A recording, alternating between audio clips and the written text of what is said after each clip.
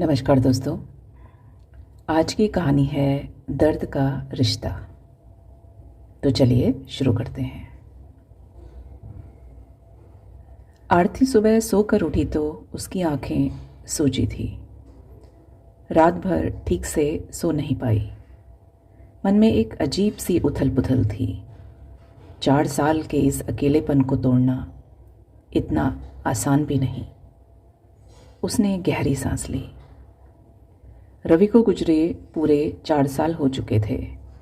एक एक पल का वह खालीपन, वह 7 फेरे, उनसे जुड़ी कस्में, वह जन्म जन्म तक साथ निभाने के वादे, लेकिन एक भी वादा कहाँ निभा पाया वो।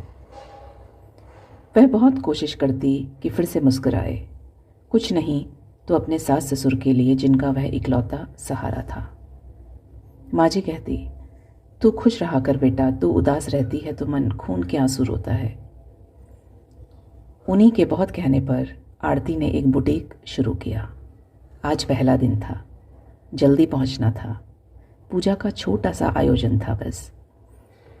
आरती अपने सास ससुर के साथ गाड़ी में निकल पड़ी।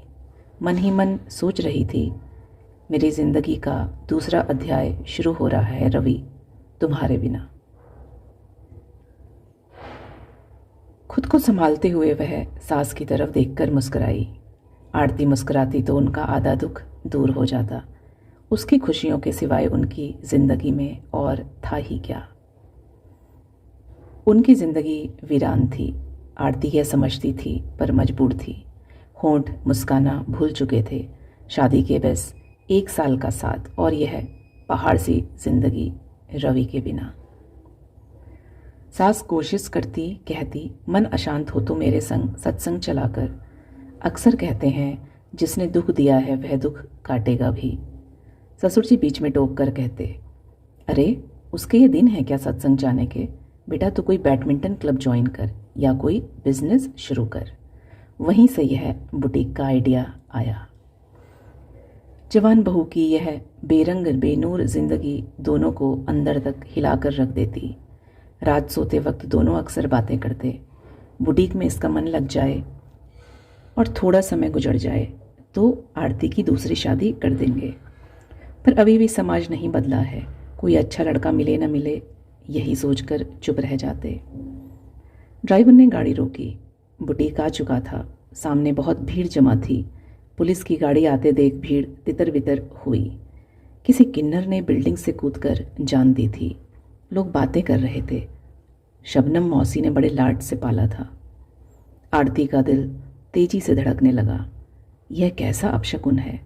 सास ससुर उसकी हालत देखकर घबरा उठे। ससुर जी ने ड्राइवर को हाथ से इशारा किया चलने का और वो बुटीक की तरफ चल निकले। अरे दिल्ली में यह सब आम बात है, तुम क्यों परेशान होती हो।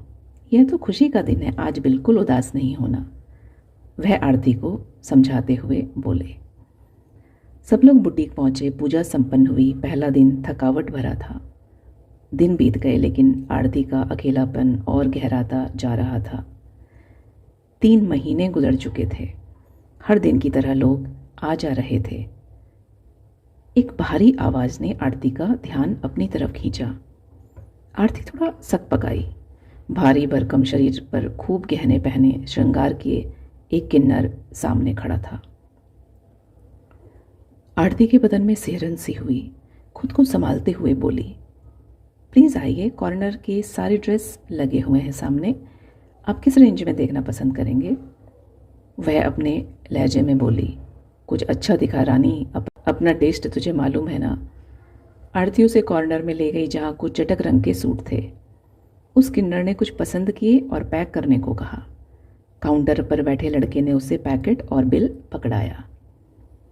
पैसे अभी नहीं हैं, बाद में दूंगी, वह झटके से बोली। आरती थोड़ा पास आकर बोली, दीदी आप पेमेंट अभी कर देना प्लीज़, मेरा भी नया नया बुटीक है, ऐसे तो नुकसान हो जाएगा। क्यों, मुझ पर यकीन नहीं है, कल परसों दे जाएगी कहा ना। वह अपने गले की सोने की चेन उतारकर आरती के हाथ में रखते हुए बोली, यह रख ले जब तक। यह क्या तरीका है, आरती ने कहा। शबनम का यही तरीका है, इलाके में नहीं है, जानती नहीं शायद। आरती थोड़ा संभली। शबनम, ये नाम तो सुना है। आरती को पहले दिन वाला हादसा याद आ गया। सारा दृश्य उसकी आंखों के सामने उभर आया। 4 दिन बाद शबनम आई। उसने आरती को पैसे थमा दिए और बोली, गिन ले, कम है तो बोल। आरती कुछ नहीं बोली। शबनम भी आज बात के मूड में थी। पास की कुर्सी सरकाकर बैठ गई। आरती ने पूछा, आप वो ड्रेसेस किसके लिए ले गई थी? बेटी के लिए, शबनम बोली। क्यों, हमारी बेटी नहीं हो सकती क्या? आरती के चेहरे के भावों को पढ़कर वह तपाक से बोली। आरती झेंप गई। जिससे पहले वह कुछ कहती, शबनम ने आगे कहा, रानी के माँ बाप उसे यहाँ छोड़ गए। आस पड़ोस में सबको पता चल चुका था कि ये किन्नर है। 2 बेटियाँ और हैं, उनका क्या होगा सोचकर उसे यहाँ रख लिया। अब इसका रो रो कर जीना दूभर है। रानी ये बात नहीं समझती, कैसे समझाऊं कि हम अकेले आए हैं, हर रिश्ते के बिना अकेले जीना है। वह तो मेरी शकल भी नहीं देखना चाहती, कहती है तू मेरी कोई नहीं है, क्यों लाई मेरे लिए कपड़े। शबनम बड़ी सख्ती से आंसू रोके थी। यह कैसा रूप था उसका। शबनम अब अक्सर बुटीक पर चक्कर लगाया करती। दोनों ही एक दूसरे से एक दर्द के रिश्ते में बनते जा रहे थे। शबनम उन अकेले लम्हों के बारे में बताती जब बुखार से तपते बदन पर माँ के स्पर्श के लिए तरसती रही। रोज़मर्रा की परेशानियों में जब वह किसी का कंधा तलाशती और उसे मस्खरों और तमाशबीनों के अलावा कोई नहीं मिलता। उसने बताया कैसे उसके एक प्रिय और करीबी साथी ने आत्महत्या कर ली थी। जब आरती की बुटीक का पहला दिन था, आरती का गला भर आया।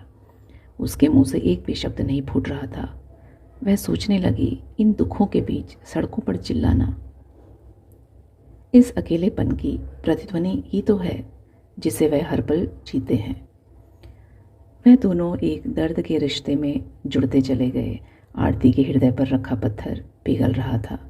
आज बहुत समय बाद घर का फाटक खोलते हुए उसने देखा कि बगीचे में कितने ही किस्म के फूल खिले हुए हैं। बहुत धन्यवाद।